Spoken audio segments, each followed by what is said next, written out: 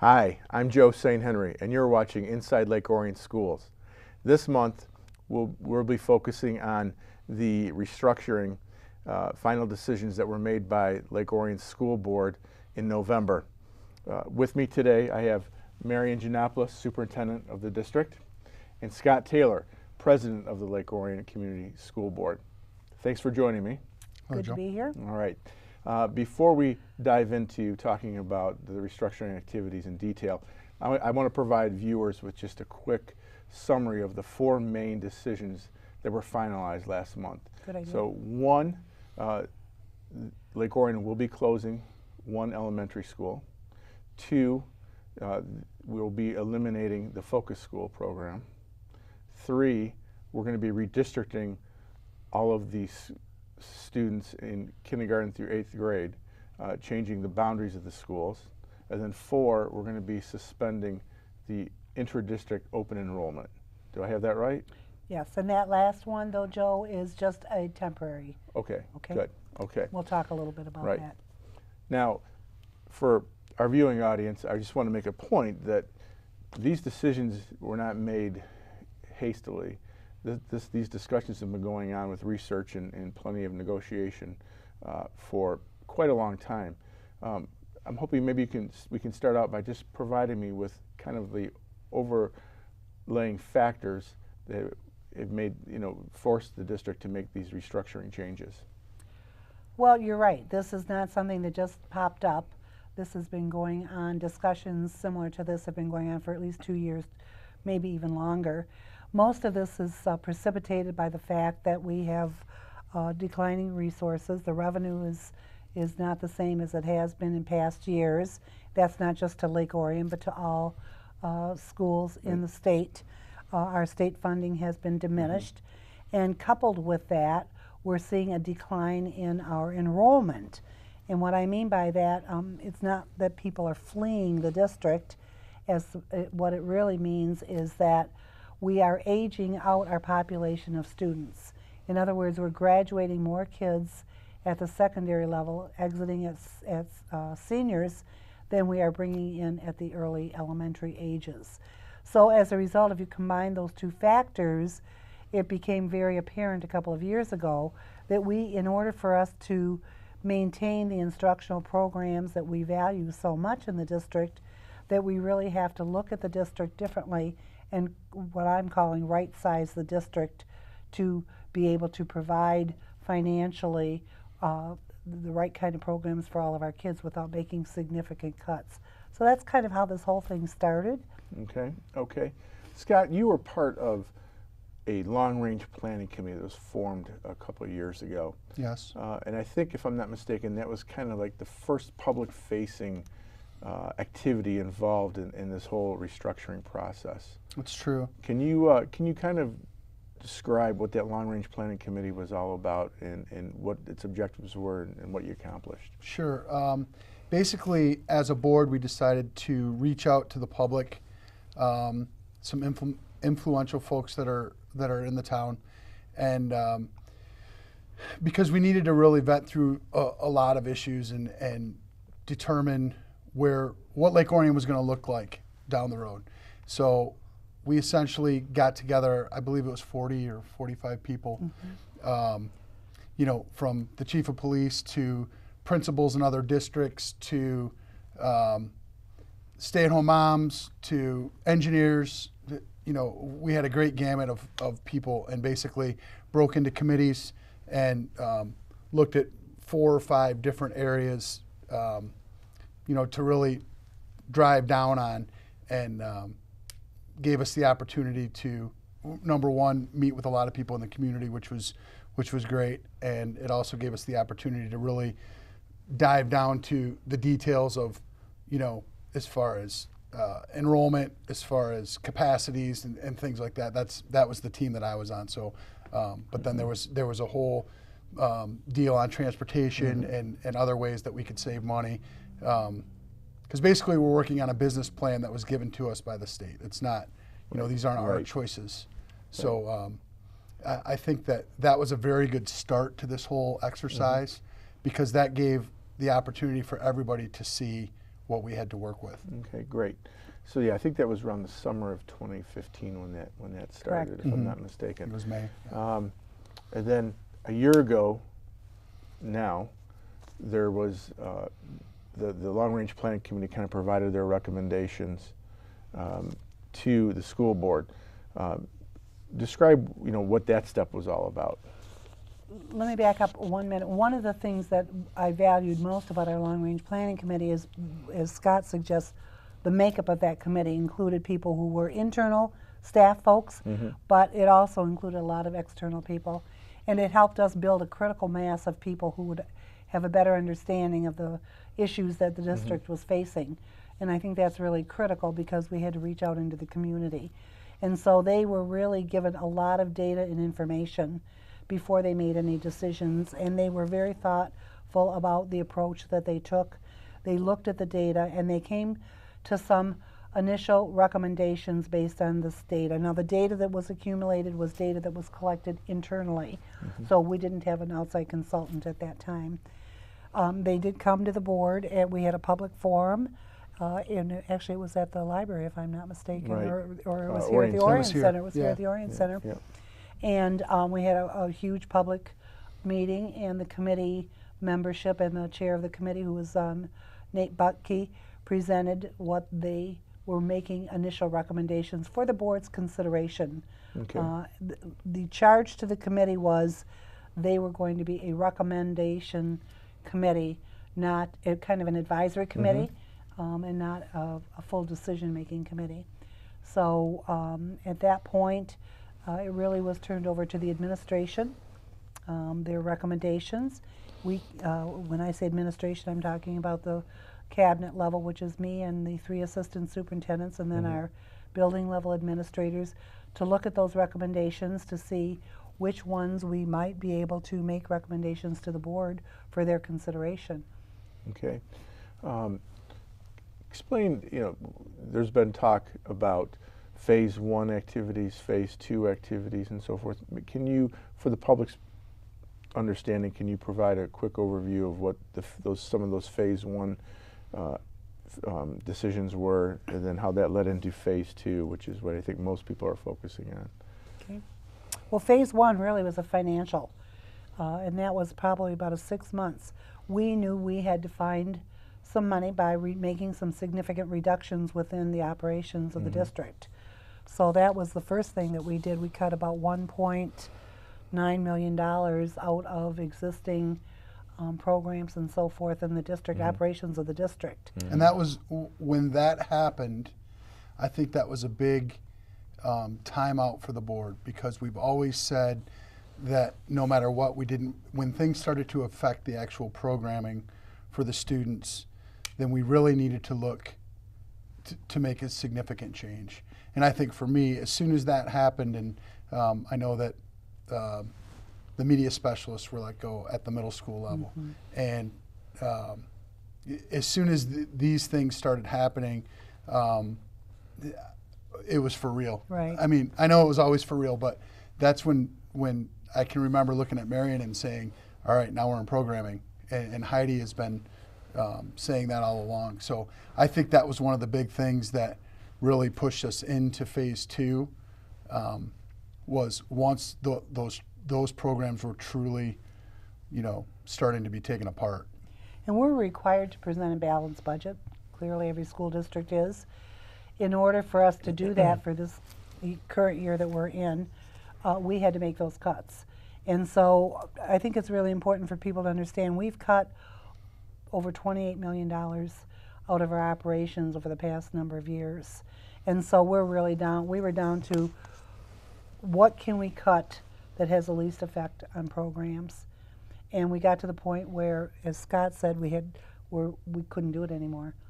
I mean, now you're cutting into program. We cut our media specialists, foreign language at the elementary or sixth grade foreign language, our family school coordinators. Now you're really starting to affect the things that we value most, Right. which is instruction. And so that was the whole phase 1 thing. But we were able to present a balanced budget to the board for their approval, which they did approve. So that was that one piece. And then phase 2 is really looking at this whole idea of designing or right-sizing the school district, and that's what phase 2 is, which are the 4 things that you Right. called out in the beginning, Joe. Okay. So part of phase 2 was contracting with Plant Moran and Cressa to take a look at the capacities of the buildings and give you a objective third-party opinion on where the buildings stood, if I'm not mistaken. Can you give me a feel for what exactly you were looking for from Plant Moran and what you did with the information that was presented from them? Well, to start off with, you're right, I wanted an unbiased opinion. What we had gathered in terms of data before was kind of an internal assessment, and we needed to have someone come in. As I've said all along, clearly, we cannot continue to operate the district at the size that it is. So we had to know what is the capacity of our buildings to accommodate the population that we currently have. One of the confusions in this community is that people assume that because there's a lot of housing development that we're going to be getting a lot of students. And that just hasn't been happening. What are we losing, Scott, every year? About 100 kids or so? Yeah, I think it's 506 in kindergarten, and we're graduating 609 or Right. something like that. So every year we're losing 100 students. So we just can't do that. So Plant Moran was commissioned mainly to look at a careful assessment of all of our facilities to determine capacity, how many students we could put in a building. Do we need all of these schools that we currently have? We had 3 middle, 1 high school, but we had 7 elementaries. So that was another issue. Do we need 7, or can we manage well to accommodate our kids that we currently have as well as those coming in fewer buildings? So that was really kind of the beginning piece of all of this. Okay. So they were not charged with actually identifying a building. That Absolutely that not. was up to the administration and the school board to make those decisions. Right. Correct. They were Okay. advisory to the board. They didn't name any buildings. No. They Yep. gave us a condition study and an account, basically. And they had a second charge. The second charge was to look at our assets in the district, because the district does have some assets. For instance, we own property on Clarkston and Adams Road, which is vacant land that was purchased a number of years ago. We have the administration building where all the administrative offices are housed. So we asked them to also do kind of a real estate assessment of the assets, because we want to rebuild our fund equity in the district. And while if you sell an asset, it is one-time money, it does help you build up your fund equity. So they also did that. So there were really 3 phases. 1 was the real estate, 2 was the building capacity, and 3 was kind of the infrastructure of the buildings. What are the building needs in terms of fixing them up, so to speak? Okay. All right.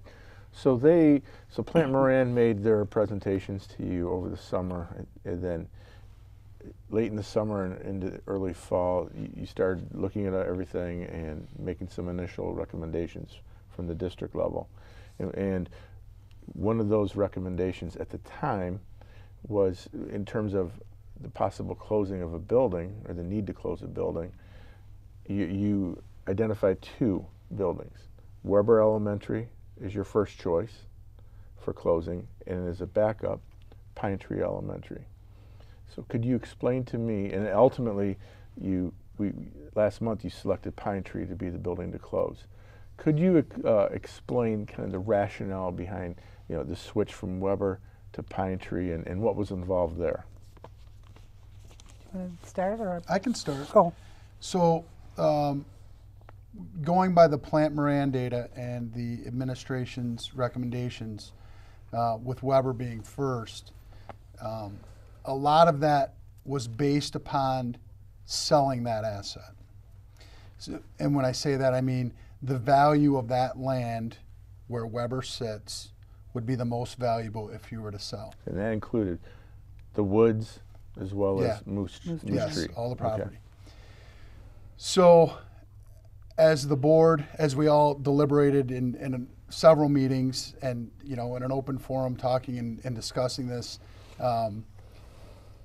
I think it became very apparent that the majority of the board wasn't interested or thought it was kind of not having very much long sight to sell an asset at this point. And what I mean by that is, you know, if we were to sell it, we can never get it back, right?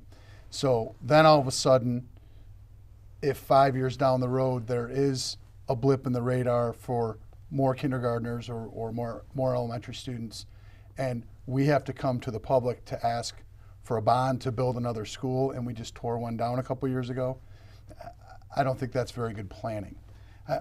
And the reason for Pine Tree as opposed to Weber, the main reason for us was capacity.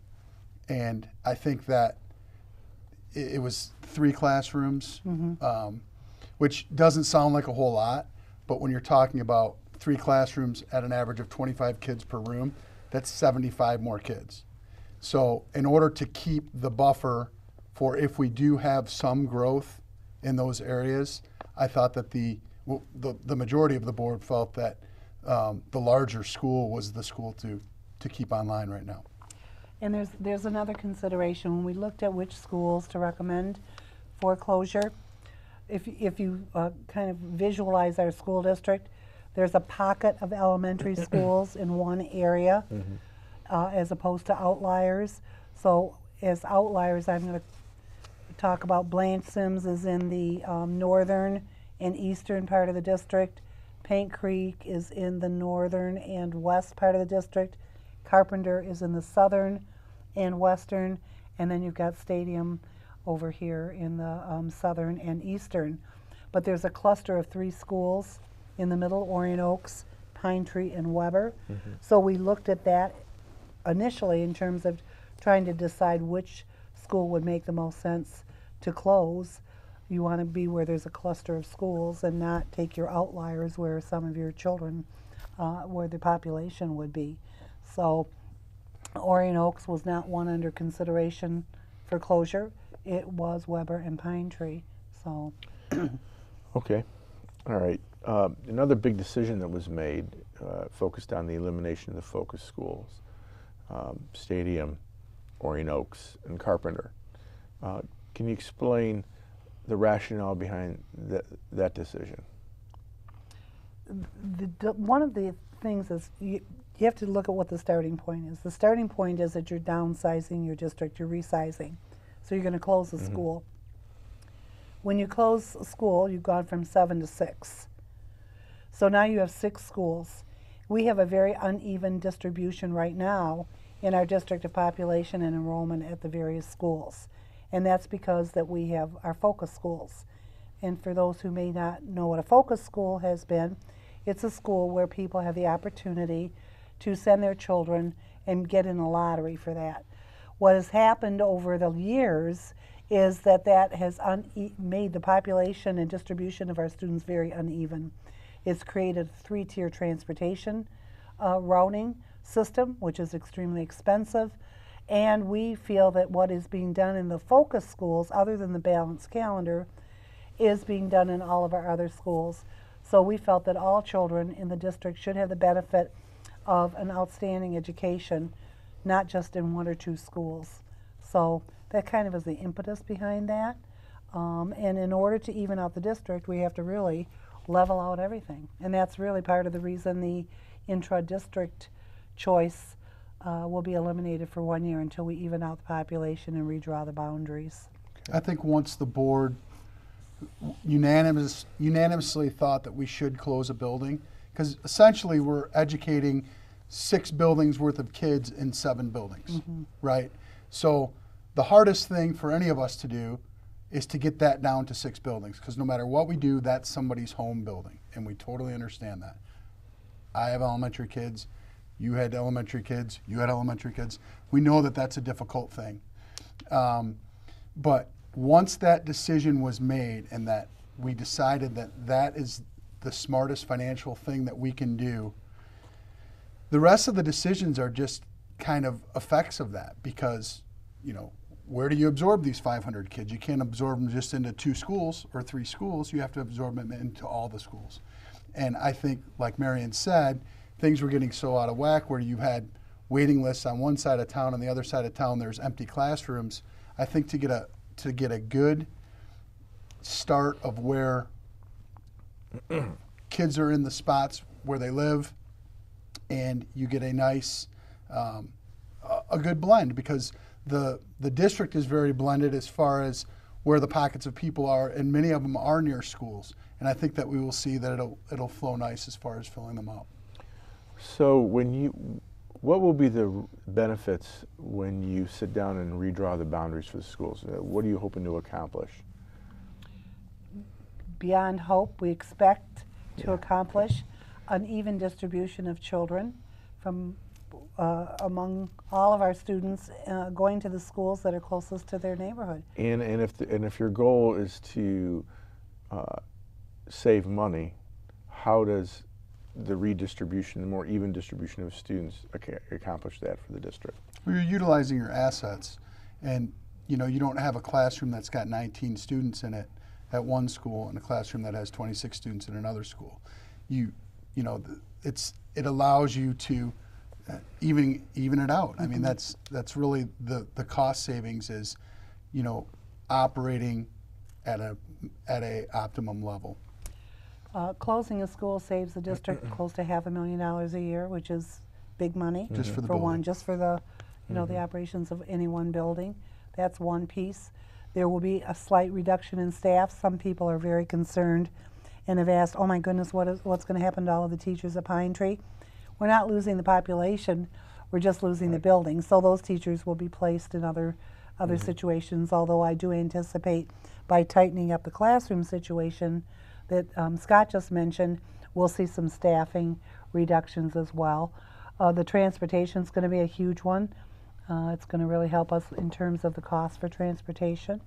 So we will be able to maintain, and also what we're hoping to do now is really grow innovative and best practice programs for our kids, because we'll have the finances to do that. Do you want to shed a little light in what you're thinking in terms of some of these new innovative programs for kids? Well, first of all, I'm keen on us putting back our media specialists at the middle school. That's really had an impact this year, and that would be my first recommendation to the board, is to ensure that we have put those media specialists back in. And so they just do tremendous things with all of our students, not just from media goes beyond just media, it also goes into technology. We have been exploring, not just as a result of this, but over the past year or so, a STEAM curriculum, which is science, technology, education, engineering and mathematics, plus the arts, which is the A for the STEAM. Some call it STEM. I would like to see an expansion of our foreign language or world language program. That's another thing we're looking at. One of the focus schools has a program called Leader in Me, which really builds on the leadership skills for students. It has had tremendous success at that school, Orion Oaks, but it also is very successful nationwide. Those are the kinds of programs that we would be able to initiate, because they're not free, they come at a cost. Right. So that's another one. That's an expansion in our literacy programs, for which we have been awarded a number of awards. So those are a couple of the things that we're talking about. Now, I know in the school board meetings and in public discussions and so forth, there have been overtures about the possibility of expanding, relaunching the balanced calendar across the entire district, or at least K through 8. Is that a real possibility in the future, in your opinion? I'll let you start. I think that's just reality in the state. I think it would be foolish to say that couldn't happen. Is that something that we are looking specifically at right now? I would say no, just because we are trying to implement all these decisions that were made, realizing the amount of work we've just given them, the administration. But I would definitely say that it's a possibility at some point.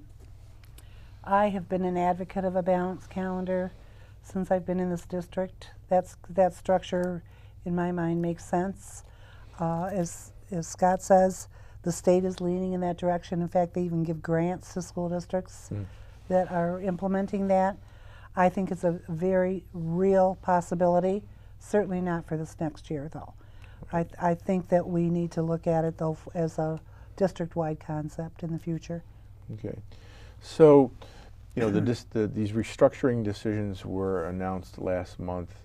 You know, a lot of people are thinking now, you know, what are the next steps? What do I have to do to prepare my child for a new school, possibly a new bus? You know, there's a lot of things. A lot of people are really interested in when they're going to hear some definitive answers to some of these questions. How complex is it when you restructure a district, when you close a school, you change the boundaries, you know, you change, you know, things like the focus schools going away and so forth. You know, how complex a process is that? Maybe can you give our viewers a feel for what's involved there? It's a huge undertaking, believe me.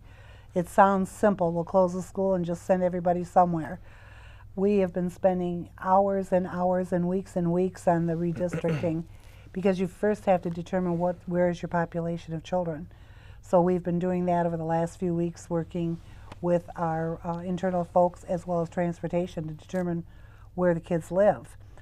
There's a problem with this because you don't know where you're going to get your kindergarten children, which are added into the mix. They haven't registered yet. So the process is extremely complex. You have to redraw the boundaries based on population. You have to look at the capacity of the individual schools to see how many children. So we do a little tweaking here and a little tweaking there. We have certain parameters that are critical. For instance, we would not want children walking across major thoroughfares. There are little crazy things that I wasn't even aware of, but there's a bridge that our buses can't go On Indian Lake Road. On Indian Lake Right. Road that you Yep. can't go in. So there's little anomalies that you have to take into consideration. I just want to make sure that everybody understands one thing. Our plan is to inform folks of the new attendance boundaries after the first of the year. If that's delayed, it is because I would much rather have it delayed than give out inaccurate information. Okay. So that's kind of our goal, is right after Right. the first of the year. And I think people recognize that, like, teachers are impacted by this. Of course. But what other departments have to get involved? I mean, you have transportation that's getting involved, food services getting involved, obviously teaching and learning. On the business end, there's, you know, the buildings and ground. I mean, this is an entire district endeavor. One of the things I was talking to our leadership group this morning about, I'd like to share that here too. It's called systems theory, and what that means is when you move any part of a system, it has an impact on every part of the system. So when you close a school, it isn't a simple measure of closing the school because, as you said, it impacts staff, it impacts food service, it impacts you know, transportation, everything else. So the whole system is going to change dramatically as a result of these kinds of initiatives that we'll be doing. Okay. So we're at a point now where people are waiting for the next step, you know, and you mentioned that next step, you know, will be coming soon after the first of the year. You know, what will people start seeing in terms of the restructuring that will impact their kids, as well as, you know, you'll start to see actual changes in the district? Well, I will say this, I'm really excited because all of our building principals have started planning of how they are going to open up their schools and welcome all the children who are new to their schools. They're already planning what kinds of events, open houses, principal, popsicles with the principals, all of that, family nights and so forth. So parents will expect a very warm, welcoming staff members and school personnel to have their children in their buildings. So I just ask people to be patient, and as soon as we know and we can share information, we will do that. Great. And I know even just at the latest PTO meeting at my daughter's elementary school, the PTO is already talking about it too, because that was something that, you know, I was really anxious about to see, because my daughter goes to a focus school, and the focus school is very far away from our house. So I know that she will not go there. And we live in a quadrant that it's pretty obvious probably the school that she'll go to. I know, I'm guessing just like everybody else is, right? Because Marion won't tell I anybody. won't tell you. So, you know, I think it's been a great learning experience for us. But as far as the PTOs and the principals and everything, they're great. And we realize that that is change. And like Marion said, the whole system is going through change. So kids are going to have some familiar faces. They're going to have some new faces. And I know my child's looking forward to it. Okay. But I think that we've walked down the path, and I think because this has taken some time, a lot of people have a good grasp on it, and children especially. And kids are resilient, and everybody has to remember they all meet up again, either in middle school or high school.